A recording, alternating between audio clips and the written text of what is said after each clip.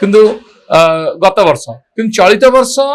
मोर 21 छात्र छात्री माने मते बहुत सपोर्ट करछंदी जेतेबेले जो मुहूर्त भी डाकी दैनिक 7 घंटा क्लास सकाळे 3 घंटा आउ अपराह्न रे 4 घंटार क्लास मते से सब सपोर्ट करछंदी आ जोटार मोर सबुठ बड़ स्ट्रेटेजी कौन ना परीक्षा समय बहुत इंस्टीट्यूट अच्छी से परीक्षार परीक्षा ठीक